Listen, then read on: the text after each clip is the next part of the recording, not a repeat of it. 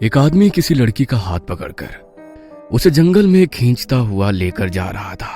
चलो ना, जल्दी करो। मुझे डर लग रहा है। देखो कितना घना जंगल है और अंधेरा भी हो रहा है। मेरे बाबा बता रहे थे कि इस जंगल में शेर रहते हैं। चलो यहाँ से चलें। अरे पगली, तू डरती बहुत है। यहाँ कोई नहीं आने वाला। आज तेरा शिकार तो मैं ही करूँगा। धत। आदमी ने लड़की का हाथ पकड़ा और झाड़ियों में खींच ले गया। कुछ देर बाद जंगल चीख से गूंज उठा। शंकर अभी भी बदहवास जंगल में भाग रहा था। वो बहुत डरा हुआ था, लेकिन जैसे ही उसने पीछे मुड़कर देखा, उसके चेहरे की रंगत उड़ गई। वो कुछ कर पाता उससे पहले ही उसकी गर्दन को किसी ने दबोच लिया और उसकी पल भर में जान निकल गई। उत्तराखंड का एक गांव राजनगर। चीना के पिता दिनू गांव में मौजूद लोगों से कहते हैं, मेरी मदद कीजिए, मेरी बेटी चीना अभी तक घर वापस नहीं आई। वो जंगल में लकड़ियां लेने गई थी। दिनू की बात सुनकर गांव की कुछ औरतों ने बताया, दीनू काका, हमने चीना को देखा था। वो आज जंगल के भूतिये हिस्से में जा रही थी। हमने उसे वहाँ जाने से मना भी किया था, लेकिन उसने कहा माँ के लिए कुछ जड़ी बूटियाँ लानी है। मैं ज्यादा अंदर नहीं जाऊंगी, तुम लोग चिंता मत करो। हे भगवान, चीना तूने क्या किया? तू वहाँ क्यों गई? ये कहते हुए दिनू जोर जोर से रोने लगता है। चीना की माँ ने कहा, आप सब यहाँ हाथ पर हाथ रखकर मत बैठिए, जाकर मेरी बेटी को ढूंढिए। गांव के मुखिया निरंजन ने कहा, अगर चीना जंगल के भूतिया हिस्से की ओर गई है तब तो ये बहुत ही चिंता की बात है। हमें बिना देर किए चीना की खोज करनी चाहिए। सभी लोग मेरी बात ध्यान से सुने। महिलाएं, बूढ़े और बच्चे अपने घरों के अंदर ही रहेंगे। हम सब छोटे छोटे झुंड बनाकर चीना की खोज करेंगे। और हाँ, कोई भी आदमी झुंड से अलग नहीं होगा। मुखिया के साथ सभी लोग चीना की खोज में निकल पड़ते हैं। जंगल काफी घना था और अंधेरा भी हो चुका था। जंगल में चारों ओर अजीब सी शांति छाई हुई थी। ऐसी खामोशी मन में डर पैदा कर रही थी। बहरा कर देने वाली खामोशी को सुनकर ऐसा लग रहा था मानो जंगल ने अपनी सांसें रोक रखी हो। ना तो किसी प्रकार की चहचहाहट और ना ही पत्तों की सरसराहट थी। यहाँ कोई ऐसी शक्ति जरूर थी जिसकी मर्जी के बिना जंगल का एक पत्ता भी हिलने के लिए तैयार नहीं था। हरिया ने कहा, मुखिया जी, मुझे डर लग रहा है। चलिए वापस चलते हैं। सुबह चीना की तलाश करेंगे। चुप रह कायर। अगर चीना जिंदा है तो सोच वह किस हाल में होगी। हम उसे इस घने जंगल में अकेला नहीं छोड़ सकते। इसलिए मुंह बंद कर और आंखें खोलकर अपने चारों ओर चीना की तलाश कर। टॉर्च की रोशनी के बीच वे लोग धीमी गति से आगे बढ़ रहे थे। जंगल में गहरे गड्ढे और काफी फिसलन थी और सबके लिए जंगल का यह हिस्सा अभी भी अछूता था। इस हिस्से के बारे में किसी को ज्यादा पता नहीं था, इसलिए सभी संभले हुए कदमों से आगे बढ़ ही रहे थे कि तभी एक राक्षसी छाया उनकी टॉर्च की रोशनी के किनारे से होकर गुजरी। वह बहुत ही अजीब और भयानक था। इससे पहले आज तक वहां उन लोगों ने ऐसा भयानक रूप नहीं देखा था। वहां मौजूद सभी चुपचाप झाड़ियों के बीच छिप गए। कुछ देर बाद जब एहसास हुआ कि वो भयानक परछाई वहां से जा चुकी है, तो वो सब जंगल से बाहर भागते हुए बाहर निकल आए। वह लंबी घासों के बीच से भागते हुए गांव की ओर बढ़ ही रहे थे कि तभी चंदू का पैर किसी चीज से टकराया। वो टॉर्च की रोशनी में देखता है तो ये किसी की लाश थी। चंदू ने जोर से आवाज लगाते हुए कहा, मुखिया जी, यहाँ आइए, देखिए यहाँ किसी की लाश पड़ी है। सबने देखा तो हैरान रह गए। यह शंकर की लाश थी। मुखिया ने कहा, ये तो शंकर है, हमारे गांव का डाकिया। लेकिन ये यहाँ क्या कर रहा था? देखो इसकी सांसें चल रही है या नहीं। वीरेन ने शंकर को देखते हुए कहा, मुखिया जी, ये तो मर चुका है। इसे किसी जानवर ने मारा है। इसकी गर्दन में गहरे घाव है। चलो सब यहाँ से। यहाँ रुकना ठीक नहीं है। हम कल सुबह आकर चीना की तलाश करेंगे। सभी गांव वाले शंकर की लाश लेकर वापस आ जाते हैं। गांव में शंकर की लाश देखकर सभी हैरान हो जाते हैं। गांव में भीड़ लगी होती है। तभी वीरेन की नजर भीड़ के बीच खड़ी चीना पर पड़ती है। वो उसे देखकर चीख उठा, अरे देखो सब, चीना तो यही है। वीरेन की इस बात ने सभी को हैरान कर दिया। चीना के पिता दीनू ने चीना से पूछा, कहाँ थी तू अब तक? बाबा, कैसी बात कर रहे हो? मैं तो शाम को ही घर आ गई थी। और माँ के लिए कुछ जड़ी बूटियों को घर पर रखा। माँ तब घर पर नहीं थी तो मैं गाय के लिए घास काटने लगी। तभी बछड़ा छूटकर भाग गया। उसे पकड़ने के लिए मुझे झरने के पास तक जाना पड़ा, तब जाकर वो मिला। जब उसे वापस लेकर आई तो आप सबको यहाँ देखा तो मैं भी आ गई। भगवान की कृपा है जो बच्ची सही सलामत घर वापस आ गई। चीना, कान खोलकर सुन ले, आज के बाद तू या गांव का कोई भी सदस्य जंगल के उस हिस्से की ओर नहीं जाएगा। अरे लेकिन मुखिया जी, एक बात समझ में नहीं आ रही कि ये शंकर वहाँ क्या करने गया था। मुखिया ने अपने चेहरे पर गंभीरता के भाव लाते हुए कहा, इस बात का पता तो कल सुबह ही चलेगा, जब हम उस जंगल में जाकर एक बार फिर पड़ताल करेंगे। अगले दिन सुबह मुखिया और कुछ गांव वाले हथियारों के साथ उस जंगल में जाते हैं जहां कल रात उन्हें शंकर की लाश मिली थी। काफी देर तक तलाश करने के बाद भी उन्हें ना तो कोई आदमी मिला और ना ही किसी जानवर के निशान। आखिरकार वो सब अपनी तलाश पूरी करने के बाद वापस आ गए। 1 महीने बाद साइकिल पर सवार एक आदमी गांव की ओर बढ़ा जा रहा था। शाम ढल चुकी थी कि तभी उसने साइकिल पर तेजी से ब्रेक मारा और साइकिल से गिर गया। वो उठ ही रहा था कि तभी उसकी चीख से पूरा जंगल गूंज उठा, जो दूर गांव तक भी सुनाई दे रही थी।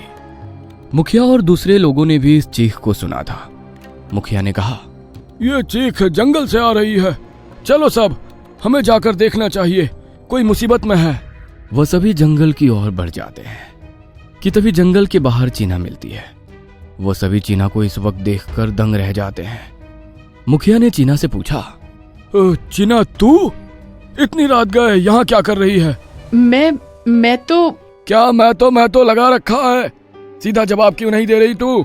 चीना ने घबराते हुए कहा, मैं तो मुखिया जी, मैं तो माँ के लिए जड़ी बूटियां लेने आई थी, लेकिन किसी के चीखने की आवाज सुनी तो इधर आ गई। मुखिया ने चीना को डांटते हुए कहा, अब की बार मैं तुझे छोड़ रहा हूँ, लेकिन अगर दोबारा यहाँ दिखी ना तो मुझसे बुरा कोई नहीं होगा, समझी? चीना ने घबराते हुए कहा, जी मुखिया जी, समझ गई। चीना को वापस घर भेजकर वह सभी जंगल के अंदर उस इंसान की तलाश में चले गए जिसकी चीख अभी कुछ देर पहले उन्होंने सुनी थी। मनोहर ने मुखिया को आवाज देते हुए कहा, मुखिया जी, इधर देखिए, यहाँ किसी की लाश पड़ी है। सबने पास जाकर देखा, यह सुमित की लाश थी जो दूसरे गांव में रहता था। मुखिया ने कहा, इसे गौर से देखो, इसकी मौत किसी जानवर के हमले से नहीं हुए हैं, क्योंकि अगर कोई जानवर हमला करता तो केवल इसके चेहरे पर ही चोट क्यों आती? ज्यादातर जानवर इंसान के पैर और हाथ पर सबसे पहला वार करते हैं। कुछ ना कुछ गड़बड़ जरूर है। चलो ले चलो इसे। अब मुझे इस बात की जानकारी रेंजर साहब को देनी ही होगी। अब वही यहाँ हो रही घटनाओं का पर्दाफाश करेंगे। Forest officer Michael Vaughan office में चिंतित बैठे थे।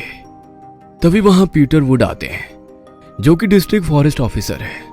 माइकल वॉन ने पीटर का स्वागत करते हुए कहा, oh Peter, good to see you. Come on my friend, have a seat. Peter ने माइकल वॉन से पूछा, माइकल, ऐसी कौन सी जरूरी बात है जो आपने मुझे अर्जेंट बुलाया है?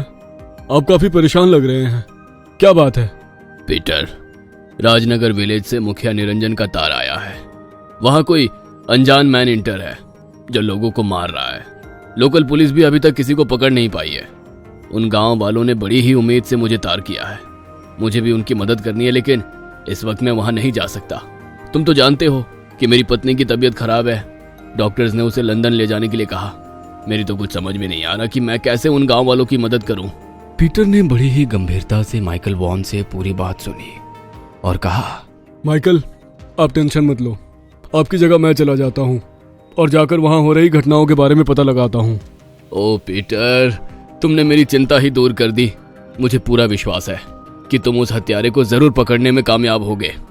पीटर उसी दिन राजनगर चला जाता है और वहां पहुंचकर फॉरेस्ट ऑफिस में गांव के मुखिया और लोगों से बातें करते हुए कहता है, आप लोग इतने यकीन से कैसे कह सकते हैं कि ये काम किसी जानवर का नहीं है? जनाब, अगर कोई जानवर किसी का शिकार करता है तो उसके शरीर पर पंजों और दांतों के हमले के निशान होते हैं, लेकिन हमने आज तक जितनी भी लाशें देखी हैं उनके शरीर पर ऐसे कोई भी निशान नहीं पाए गए हैं। जनाब, ये जो कोई भी है इंसानों का मांस नहीं खाता, बस ये लोगों को मार रहा है। अगर कोई हत्या हो रही है तो इसके पीछे कोई ना कोई मकसद जरूर होगा। यहाँ कुछ ना कुछ जरूर ऐसा है जिसे हम अभी तक समझ नहीं पा रहे हैं। मुझे आप लोग ये बताइए कि क्या सारी घटनाएं जंगल के केवल एक ही हिस्से में हो रही है? जनाब, पहले हमें भी यही लगता था कि जंगल के केवल उत्तरी छोर पर ही जो जाएगा वो मरेगा, लेकिन अब तो लोग जंगल के बाहर भी उसी तरह से मरने लगे हैं। क्यों मुखिया जी, सही कहा ना? जी जनाब, बीरेन सच कह रहा है। आजकल जंगल के बाहर खुले हिस्से में भी इसी तरह से मौतों का सिलसिला जारी है। ना जाने हमारे गांव को किस शैतान की नजर लग गई है। अब आप ही कुछ करिए, वरना ये गांव बहुत जल्दी वीरान हो जाएगा। हम अपने जानवरों के लिए चारा तक नहीं ला पा रहे हैं। ऐसे में तो वो सब भूखे मर जाएंगे। पीटर गांव वालों की बातों को बहुत गंभीरता से सुन रहे थे। उन्होंने लोगों से कहा, आप लोग चिंता मत करिए, अब मैं आ गया हूँ। मेरी पूरी कोशिश रहेगी कि जल्द से जल्द मैं उस कातिल को पकड़ लूँ। मैंने इंस्पेक्टर सदाशिव को बुलाया है और रात में पुलिस गश्त भी बढ़ा दी है। कातिल हमसे बहुत दिनों तक बच नहीं पाएगा। पीटर ने गांव में पुलिस पेट्रोलिंग तेज कर दी थी और रात में भी पुलिस अधिकारी गांव में तैनात किए जा चुके थे। करीब 3 दिन बीत चुके थे। गांव और उसके आसपास के इलाके में किसी भी प्रकार की कोई हत्या नहीं हुई थी। एक रात गश्त के दौरान पुलिस अधिकारी सदाशिव ने बात करते हुए पीटर वुड से कहा, सर, ये जो कोई भी है बहुत ही शातिर हत्यारा है। पीटर सदाशिव की बात सुनकर हैरान हो जाता है और पूछता है, तुम ये क्यों बोल रहे हो? सर, यह हत्यारा बड़ी ही चालाकी से काम करता है। इसने अभी तक जिन भी लोगों को मारा है वो सब के सब गांव के बाहर के लोग थे, और वो जंगल क्यों गए थे ये भी अभी तक पता नहीं चल पाया है। मुझे लगता है कि हत्यारा इसी गांव का है। तब तो हमारे पेट्रोलिंग की वजह से वो बाहर नहीं आएगा। उसे पकड़ने के लिए हमें पुलिस हटानी चाहिए।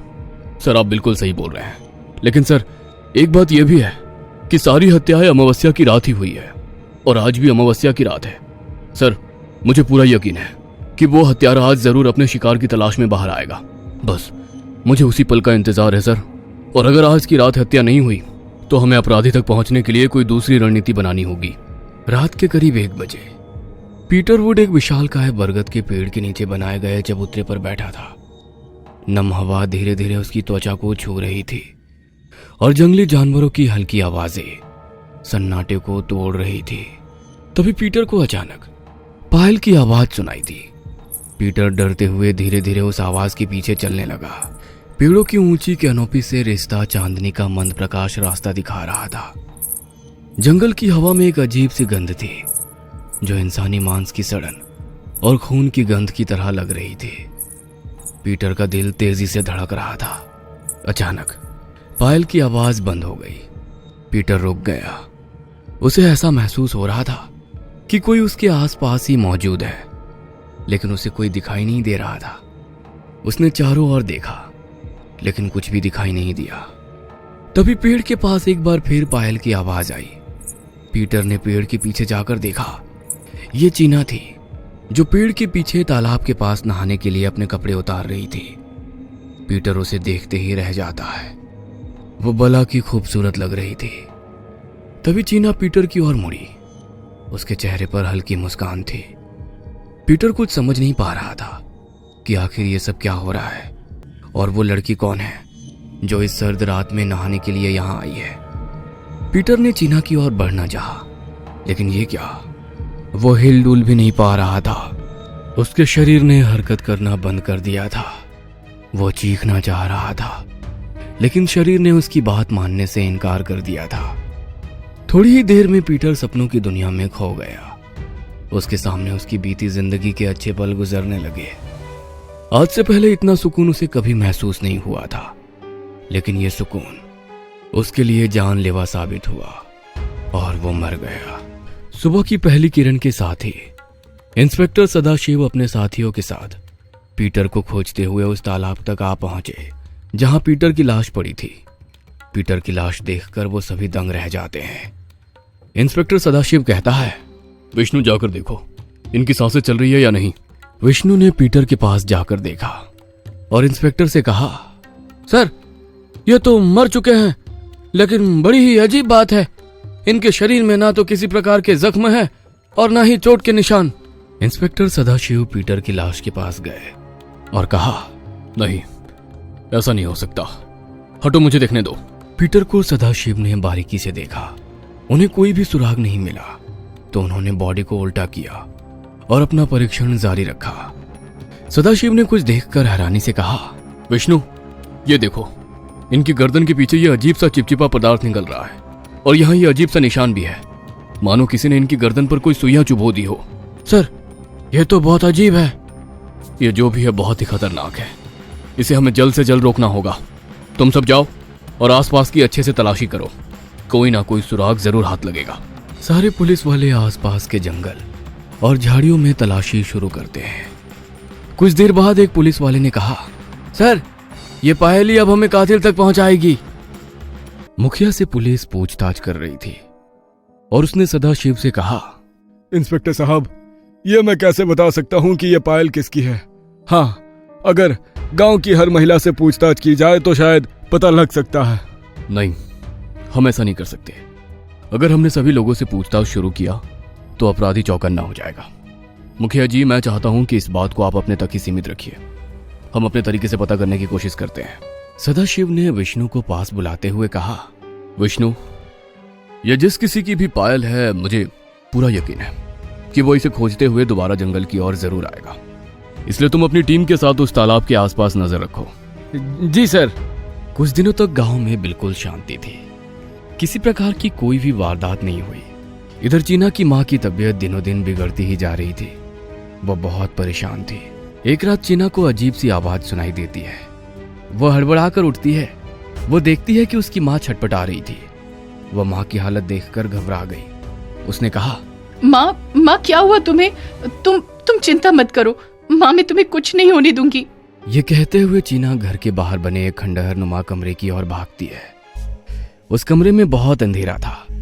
चीना ने डरते हुए कमरे का दरवाजा खोला और अपनी जेब से एक छुरा निकालकर अपनी नस काट ली।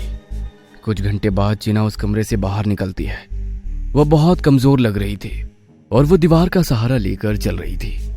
उसने अपनी एक मुट्ठी को कसकर बंद कर रखा था। वह कराहती और लड़खड़ाती हुई अपनी माँ के पास पहुंची। उसकी माँ अब तक बेहोश हो चुकी थी।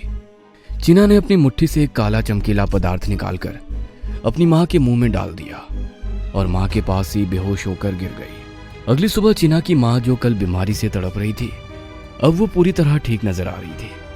माँ ने देखा कि चीना जमीन पर पड़ी हुई है। उसने चीना को आवाज लगाते हुए उठाया, चीना, तू यहाँ क्यों लेटी है?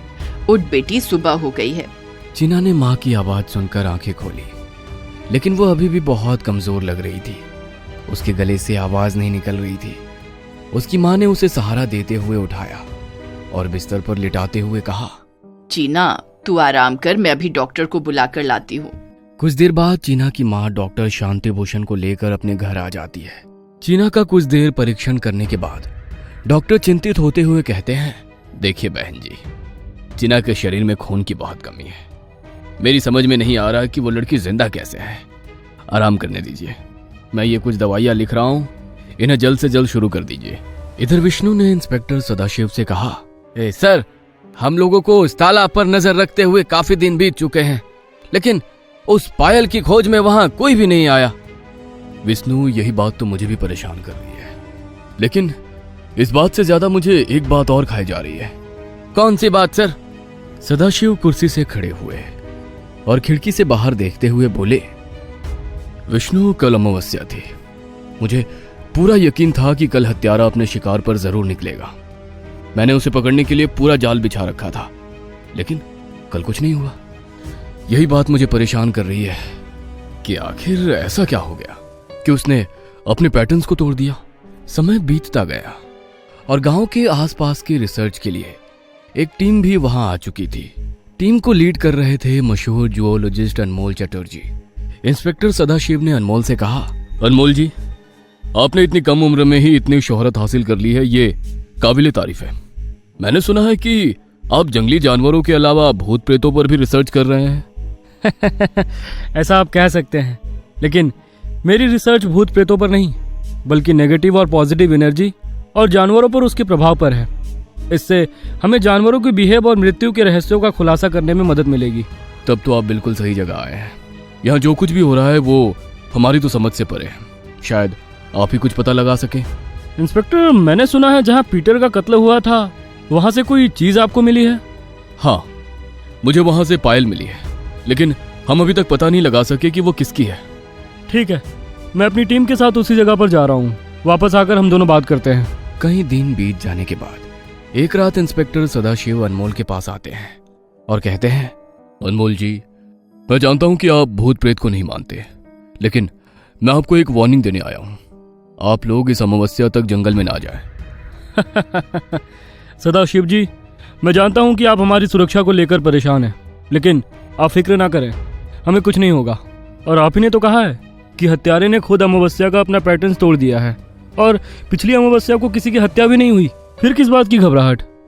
देखिए, मेरा काम था आपको समझाना, सो मैंने आपको ये कह दिया। मेरी रिक्वेस्ट है कि आप जब भी जंगल जाएं तब इन दोनों कांस्टेबल को अपने साथ लेकर जाएं।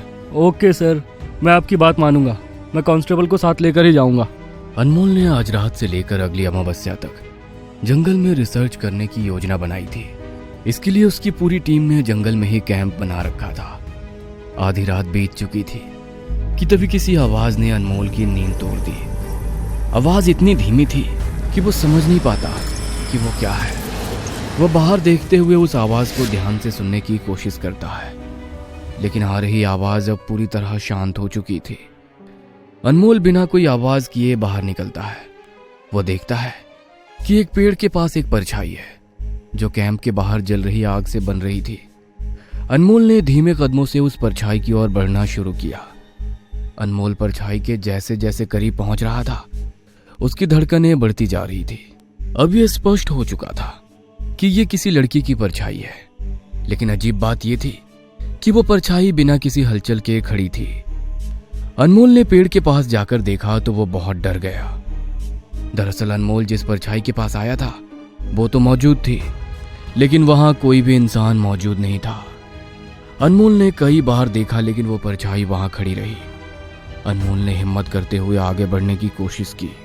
जैसे ही अनमोल ने अपना पहला कदम उठाया, वो परछाई अनमोल से दूर भाग गई। ये देखकर अनमोल बुरी तरह डर गया। वो दौड़ते हुए अपने कैंप पर वापस आ जाता है। वो बुरी तरह डरा हुआ था। उसने पानी पीने की कोशिश की, लेकिन उसके हाथ कांप रहे थे। उसने अपने हाथों को थामते हुए पानी पिया और माथे पर उभर आए पसीने को पोंछा। अपने कैंप में लेटते हुए अनमोल की आंखों के सामने वो परछाई बार बार घूम रही थी। वो समझ नहीं पा रहा था कि ये सब क्या है। इस घटना पर विचार करते हुए अनमोल की रात बीती। अगले दिन सुबह वो कैंप से बाहर निकला, लेकिन वहां उसके साथी नहीं दिखे। अनमोल ने खुद से बात करते हुए कहा, आज सब कहाँ चले गए? जाकर उनके कैंप में देखता हूँ। अनमोल अपने साथियों के कैंप में जाकर देखा तो उसके होश उड़ गए। उसके साथी बिस्तर पर बेहोश लेटे थे। उन सभी के चेहरे सफेद पड़ चुके थे। अनमोल ने तुरंत सदाशिव को फोन किया। वो बहुत घबराया हुआ था। हेलो हेलो इंस्पेक्टर, मैं अनमोल बोल रहा हूँ, आप जल्दी आ जाइए। सदाशिव अनमोल की बातें सुनकर परेशान हो गया। उसने अनमोल से कहा, अब घबराइए नहीं, मैं बस अभी आता हूँ, आप वहां से कहीं मत जाइएगा। कुछ देर के बाद ही सदाशिव वहां पहुंच जाता है और वो अनमोल के साथियों का परीक्षण करता है। उसे एक चीज सभी में कॉमन नजर आती है। सदाशिव ने अनमोल को अपने पास बुलाते हुए कहा, अनमोल, क्या आप इन निशानों का जांच कर सकते हैं? ये निशान सभी के गले पर एक जैसे क्यों हैं?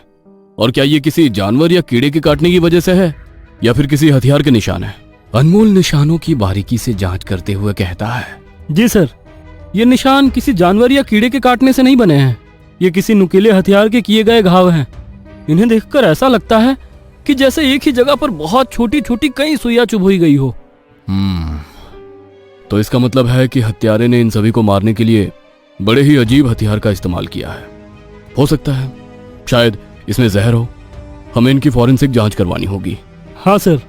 इन लाशों के पास से मिले हथियारों के बारे में आप कुछ बताना चाहेंगे? सर, ये हथियार हमारे ही हैं। हमने अपनी सुरक्षा के लिए इन्हें रखा था। इनके लाइसेंस है हमारे पास। बड़ी ही अजीब बात है।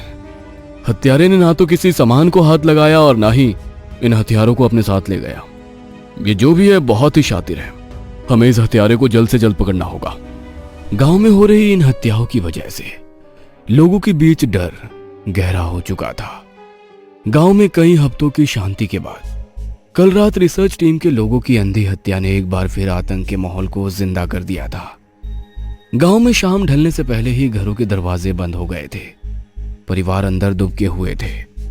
टिमटिमाते लैंप मिट्टी की दीवारों पर अजीब आकृतियां बना रहे थे। जैसे जैसे रात बढ़ती जा रही थी, वादी में एक अजीब सा डरावना सन्नाटा पसर रहा था। अजीब सी खामोशी बिखरी हुई थी कि तभी एक मकान की खपरेल टूटने लगी।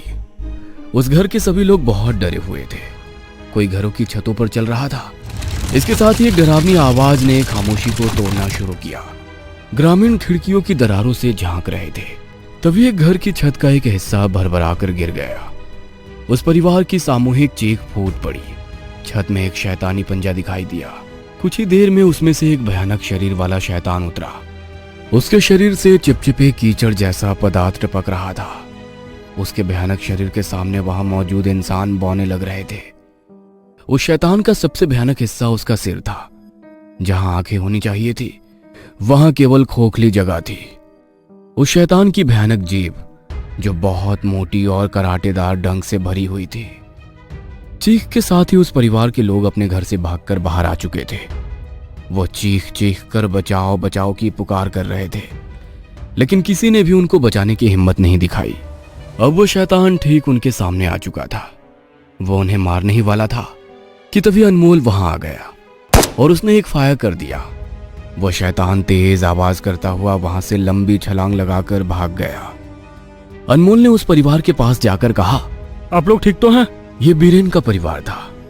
बीरेन ने रोते हुए अनमोल से कहा, बाबूजी, आज आपने हमारी जान बचा ली, वरना वो शैतान मेरे पूरे परिवार को खत्म कर देता।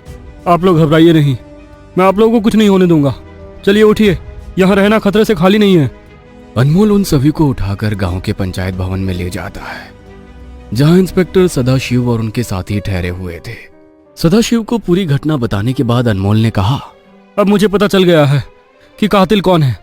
उसने मेरे दोस्तों को मारा है और ना जाने कितने निर्दोष लोगों की जान ली है। मैं उसे छोड़ूंगा नहीं। बस आप इन लोगों का ख्याल रखिएगा। लेकिन तुम उस शैतान का मुकाबला अकेले नहीं कर सकते, मैं भी तुम्हारे साथ चलूंगा। नहीं, आपका इन गांव वालों के साथ रहना जरूरी है। वो यहाँ दोबारा आ सकता है। मैं उसका पीछा अकेले ही करूंगा। यह कहकर अनमोल वहां से सीधा अपने कैंप आता है और वहां से कुछ हथियार और कारतूस लेने के बाद वो अचानक रुक जाता है और कुछ देर सोचने के बाद अपने दादाजी को फोन लगाता है। हेलो दादाजी। अनमोल बेटा, कैसा है तू? दादाजी, मैं ठीक हूँ। दादाजी, आपको याद है, आप मुझे अक्सर एक शैतान की कहानी सुनाया करते थे और कहते थे कि आपके पिताजी ने उस शैतान को मारकर लोगों की जान बचाई थी। लेकिन तुझे मेरी बातों पर भरोसा ही नहीं है। दादाजी, आप यकीन नहीं मानेंगे, आप कहानी में उस शैतान का जैसा हुलिया बताया करते थे, ठीक वैसा ही शैतान आज मैंने अपनी आंखों से देखा है। बेटा अनमोल, तू जहाँ कहीं भी है, जल्दी घर आ। वह बहुत ही खतरनाक है बेटा। बात मान और वापस आ जा। दादाजी, उस शैतान ने मेरे सारे दोस्तों को मार दिया है और यहाँ गांव के कई मासूम लोगों को भी मारा है। मैं उसे खत्म किए बिना वापस नहीं आऊंगा। बस आप मुझे ये बताइए कि उस शैतान को खत्म कैसे किया जा सकता है। दादाजी और अनमोल के बीच बहुत देर तक बातचीत चलती रही। दादाजी ने अनमोल को मनाने की बहुत कोशिश की, लेकिन वो नहीं माना। ठीक है दादाजी, आप मुझे मत बताइए, मैं जाकर उस शैतान को खुद ही खत्म कर दूंगा। अनमोल ये कहकर फोन रखने ही वाला था कि तभी दादाजी ने कहा, अनमोल रुको, मेरी बात ध्यान से सुनो। यह बेतला है, खून का प्यासा हैवान। और दादाजी ने अनमोल को शैतान को मारने का रहस्य बता दिया।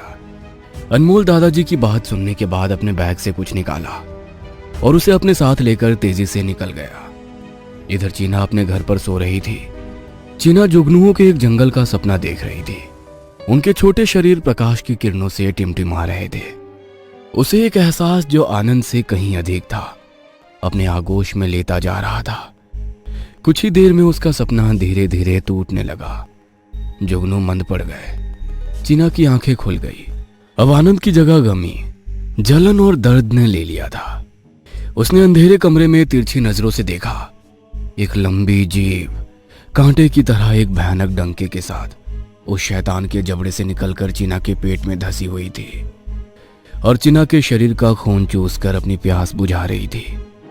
चीना ने चीखने की कोशिश की, लेकिन घबराहट के कारण टूटी हुई आवाज उसके होठों में ही दबी रह गई। उसकी आंखें धुंधली होती जा रही थी। चीना के शरीर ने जो एक बार शैतान के आकर्षण में खो गया था, उसने चीना के आदेश को मानने से इनकार कर दिया। चीना उससे छूटने के लिए तड़प रही थी कि तभी शैतान पीछे हट गया। उसके मुंह से गुस्से से भरी गुर्राहट फूट पड़ी। तेज दहाड़ के साथ उसने अपनी कांटेदार जीभ से चीना के मांस को फाड़ दिया और चीना के पेट से लाल खून की फुहार फूट पड़ी। पूरी हिम्मत के साथ चीना आगे बढ़ी। चीना ने अपने खून से सने हुए हाथ से शैतान की जीभ के सिरे को पकड़ लिया। चीना को उस वक्त हो रहा दर्द असहनीय था। चीना ने एक झटके के साथ उस शैतान की पकड़ से खुद को आजाद किया और कमरे से बाहर निकल गई।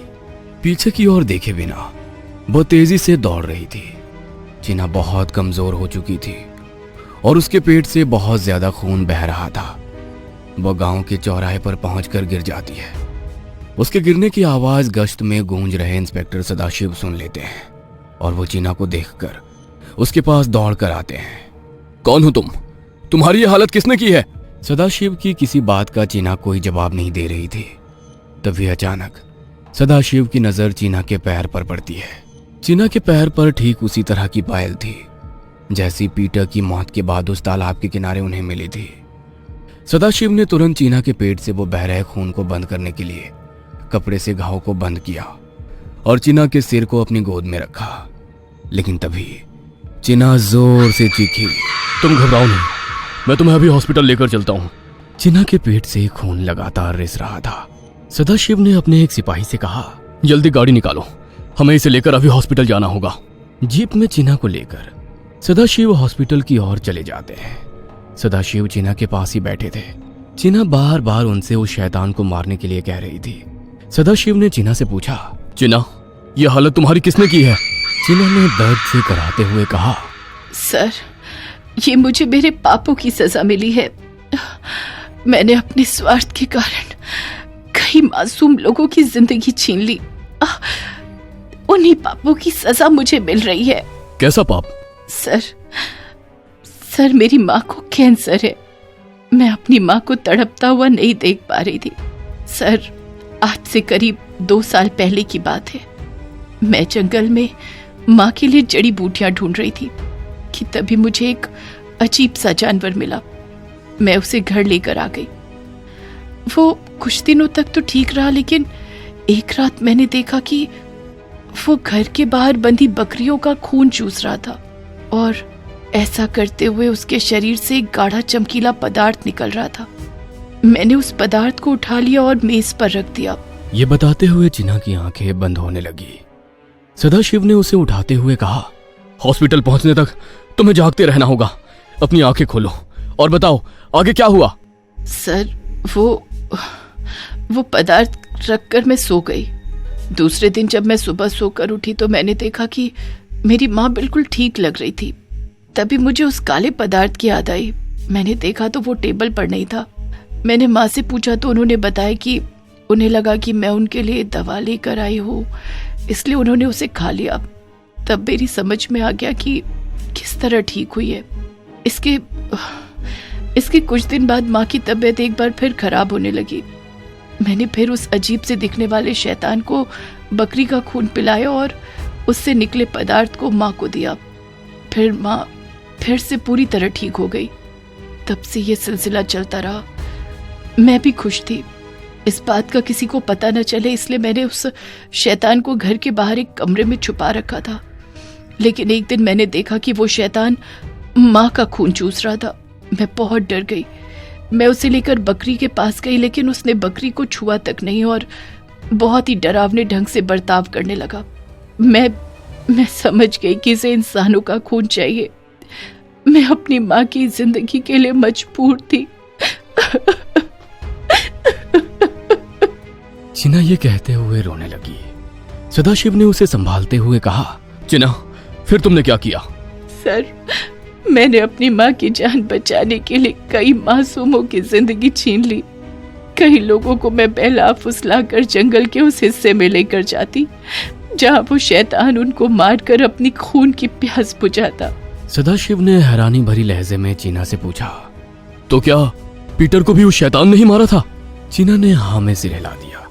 सदाशिव ने चीना से फिर पूछा, कल रात जंगल में ठहरी टीम के कई सदस्य मारे गए थे, तो क्या उन्हें भी? इससे पहले कि सदाशिव अपनी बात पूरी कर पाते, चीना ने कहा, सर, उस शैतान की प्यास अब बहुत बढ़ चुकी है। वो अब एक साथ कई लोगों के शरीर का पूरा खून पी जाता है, लेकिन उसकी प्यास नहीं मिटती। अपनी प्यास को मिटाने के लिए उसने मेरा ये हाल किया है। अब सदाशिव को गांव में हुई अंधी हत्याओं का पूरा रहस्य पता चल चुका था। थोड़ी देर बाद ही वो हॉस्पिटल पहुंच गए। डॉक्टर ने चीना का इलाज शुरू कर दिया। इधर इंस्पेक्टर सदाशिव किसी बात को लेकर परेशान हो रहे थे। विष्णु ने उनके पास जाकर पूछा, सर, आप किस बात को लेकर बहुत परेशान हैं? हाँ विष्णु, मुझे अनमोल की चिंता सता रही है। वो ना जाने किस हालत में होगा। उसे पता नहीं है कि उसका सामना किसी इंसान से नहीं बल्कि एक शैतान से है। सदाशिव विष्णु से बात कर ही रहे थे कि तभी ऑपरेशन थिएटर से डॉक्टर बाहर आते हैं। सदाशिव ने डॉक्टर से पूछा, डॉक्टर, चीना कैसी है? डॉक्टर ने कहा, देखिए, हमने अपनी पूरी कोशिश की पर हम उसे बचा नहीं सके। सदाशिव ने विष्णु से कहा, विष्णु, अपनी टीम तैयार करो। हमें हर हाल में अनमोल को खोजना होगा। उसकी जान खतरे में है। कुछ देर बाद इंस्पेक्टर सदाशिव अपनी टीम के साथ जीप पर सवार होकर अनमोल की खोज में जंगल की तरफ चले जाते हैं। इधर अनमोल जंगल में अपने कैंप से निकलकर गांव की ओर बढ़ रहा था। उसके हाथ में एक बंदूक थी। जंगल आज बहुत ही डरावना लग रहा था। हर बढ़ते कदम के साथ अनमोल को शैतानी राक्षस बोतला की आहट सुनाई दे रही थी। अनमोल पूरी तरह संभले हुए कदमों से आगे बढ़ रहा था कि तभी उसे अपने सामने एक परछाई दिखाई देती है। अनमोल को लगा कि यह वही शैतान है। अनमोल ने उसे मारने की पूरी तैयारी कर ली। पत्तों की हर सरसराहट, टहनी के हर झटके से उसके अंदर घबराहट का तूफान दौड़ जाता, लेकिन अनमोल ने अपने ऊपर डर को हावी नहीं होने दिया। वो आगे बढ़ता रहा। तभी आवाज आई एक तेज डरावनी गड़गड़ाहट, जो एक ही समय में हर जगह, हर कोने से आती हुई लग रही थी। अनमोल ने अपनी नजरें तेजी से चारों ओर घुमाई, लेकिन वह शैतान कहीं भी नजर नहीं आ रहा था। तभी अनमोल ने देखा कि एक कोने में कुछ हलचल हो रही थी। एक काली परछाई अंधेरे में खड़ी थी।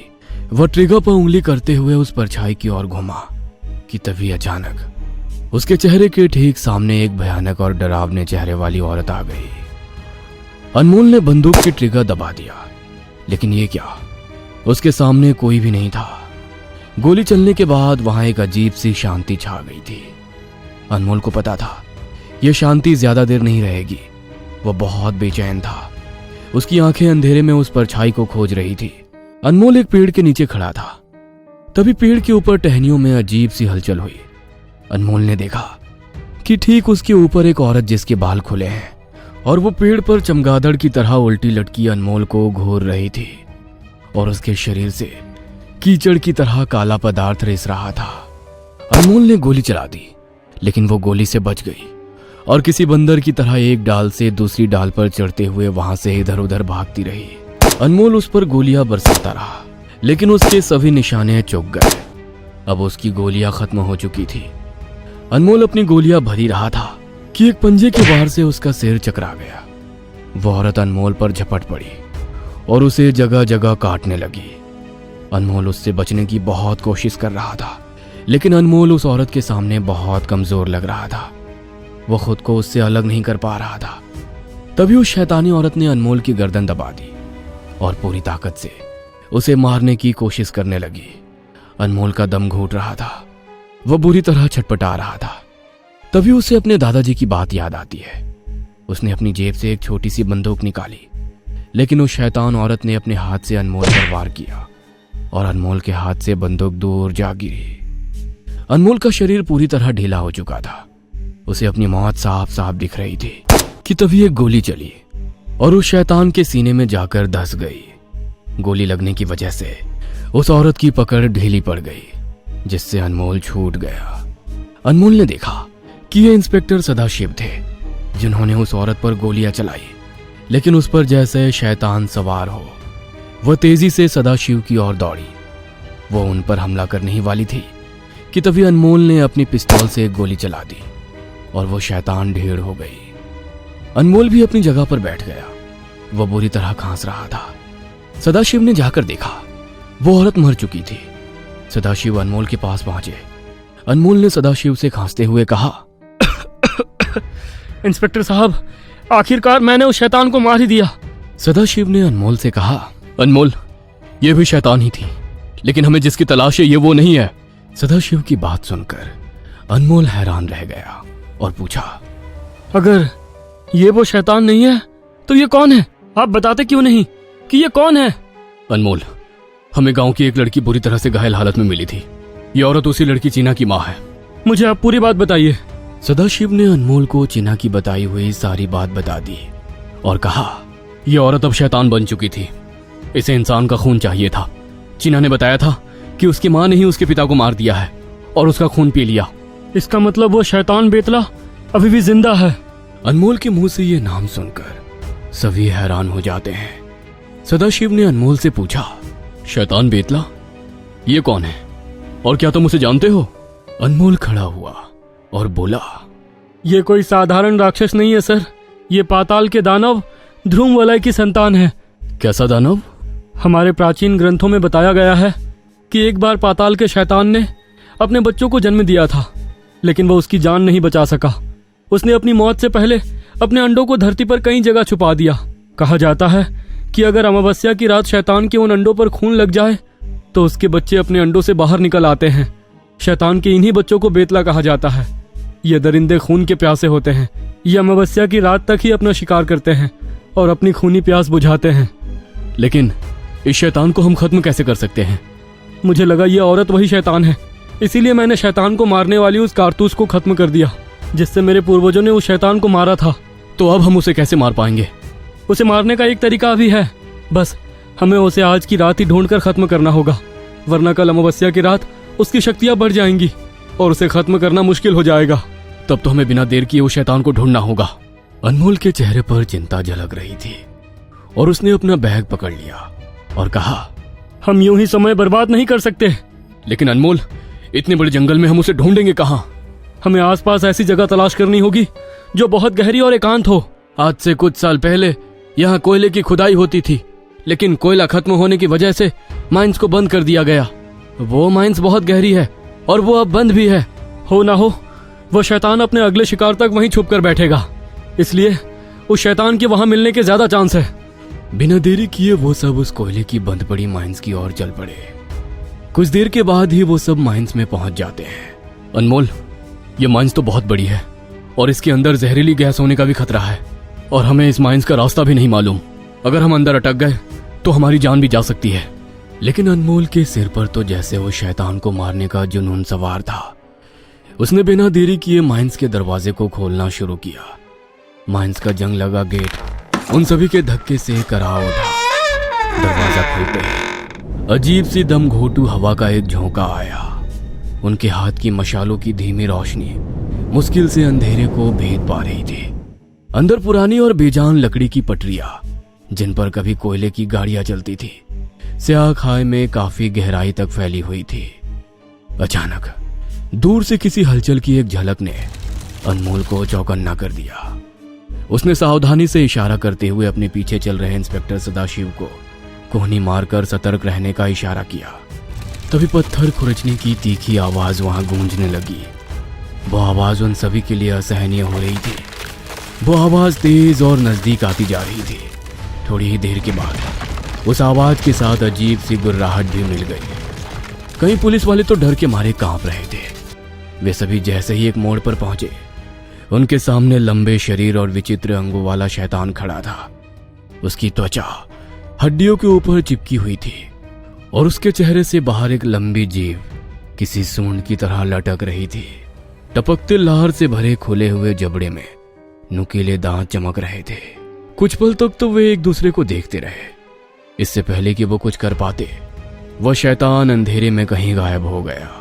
अनमोल ने सदाशिव से कहा, यहाँ 2 रास्ते हैं, हमें अलग अलग दिशा में जाना होगा। मैं और आप बाईं ओर जाते हैं, बाकी सभी पुलिस वाले दाईं ओर जाएंगे। वह सभी अपनी दिशा में बढ़ चले। पुलिस कर्मियों ने अंधेरे में अपनी पिस्तौलें निकाल ली। कुछ दूर चलने पर ही पुलिस वालों के सामने वो शैतान आता है। उन्होंने उस पर फायर करना शुरू कर दिया, लेकिन गोलियां उस शैतान को छू भी नहीं पा रही थी। तभी उस राक्षस ने एक पुलिसकर्मी को खींच लिया और उसे अपने पैरों तले कुचल दिया। उसकी हड्डियां टूटने की आवाज सुनकर दूसरे पुलिस वाले डर कर इधर उधर भागने लगे। अभी एक इंसान की चीख शांत हुई थी कि तभी राक्षस ने एक और पुलिस वाले को पकड़कर बड़ी ही आसानी से उसके अंगों को फाड़ डाला। शोर सुनकर सदाशिव और अनमोल भी वहां आ जाते हैं। वो देखते हैं शैतान ठीक उनके सामने मौजूद है और मौत बनकर उन सब पर टूट रहा है। सदाशिव ने अपनी पिस्तौल से कई राउंड फायर किया, लेकिन उस शैतान का कुछ नहीं बिगड़ा, बल्कि उसका गुस्सा और ज्यादा भड़क उठा। पुलिसकर्मी तितर बितर हो गए। उनकी गोलियों की आवाज गुफा की दीवारों से गूंज रही थी। अनमोल चिल्लाया। सदाशिव की घबराई हुई निगाहें अनमोल पर ठहरी। अनमोल ने कहा, मेरे पास एक तरकीब है। अनमोल जानता था कि ये एक जुआ है, लेकिन उस शैतान को मारने का यह आखिरी उपाय था। उसके हाथ पसीने से लथपथ थे। उसने अपने बैग से प्राचीन खंजर निकाला जो उसके दादाजी ने उसे दिया था। एक गहरी सांस के साथ अनमोल उस शैतान का ध्यान आकर्षित करते हुए उसे उन सब से दूर ले गया और अनमोल एक चट्टान के पास जाकर घुटनों के बल बैठ गया और उसने छोटे चाकू को अपनी कलाई पर चलाया। उसकी कलाई से लाल खून का फुहारा फूट पड़ी। अनमोल वहीं लेट गया। उसके फैले हुए हाथ से खून की धारा बह रही थी। तभी अनमोल ने अपने चेहरे पर सड़न की तेज गंध को महसूस किया, जिसने उसका सिर घुमा दिया। फिर एक विचित्र कर्कश ध्वनि निकट आती गई। ताजे खून की गंध से आकर्षित होकर शैतान उसकी ओर लपका। उसका विशाल रूप अनमोल के ऊपर मंडरा रहा था। उसका सिर नीचे झुका हुआ था। तभी एक लंबी चिपचिपी जीभ बाहर निकली और अनमोल के हाथ पर लगे खून का स्वाद चखने लगी। जैसे जैसे शैतान खून चखता गया, उसकी विचित्र कर्कश ध्वनि तेज होती गई। अनमोल पर कामजोरी हावी होती जा रही थी। उसकी नजरें धुंधली हो रही थी। वह शैतान मारने ही वाला था कि तभी उसके दिमाग में दादाजी की कही बातें कौंध गई। बेटा अनमोल, अगर इस शैतान की जीभ काट कर अलग कर दिया जाए तो ये मर जाएगा। अनमोल के कांपते हाथ कपड़ों में छिपे खंजर तक पहुंच गए। पूरी ताकत समेटकर अनमोल ने एक जोरदार वार के साथ खंजर हवा में उछाला और अगले ही पल शैतान की जीभ कटकर उसके शरीर से अलग हो गई। एक दर्दनाक और डरावनी चीख से गुफा भर गई। उस शैतान का विशाल शरीर ऐसे ऐंठ रहा था मानो उस पर बिजली गिर गई हो। हड्डियां टूटने लगी। तभी एक गगनभेदी धमाके के साथ शैतान फट गया। धमाका इतना तेज था कि उसने माइंस की नींव को हिला दिया। उन सभी पर धूल और मलबा बरस गया। वहां पत्थर टूटकर गिरने लगे। सदाशिव ने देखा कि अनमोल वहीं लेटा हुआ है। उसके शरीर में किसी प्रकार की हलचल नहीं हो रही थी। वो उसके पास जाना चाहता था, लेकिन गिर रहे पत्थर की वजह से ऐसा नहीं कर पा रहा था। तभी एक बड़ा सा पत्थर अनमोल के ऊपर आ गिरा। सदाशिव को बहुत दुख हुआ और वो सब पत्थर के नीचे दबी अनमोल की लाश को छोड़कर बाहर आ गए। कुछ घंटों बाद एक बार फिर उस माइंस में हलचल हुई। अनमोल के ऊपर गिरा हुआ पत्थर किसी फुटबॉल की तरह उछलकर दूर जा गिरा और अनमोल जो कुछ बदला हुआ नजर आ रहा था वो उठ खड़ा हुआ। आखिर इतने बड़े पत्थर के नीचे दबने के बाद भी अनमोल मरा क्यों नहीं, या फिर हकीकत कुछ और है? अब तक कहानी सुनने के लिए आपका धन्यवाद। ये कहानी का पूर्ण विराम नहीं है। आपका प्यार और स्नेह यूं ही मिलता रहे। जल्दी कहानी का अगला भाग आप तक पहुंचाऊंगा।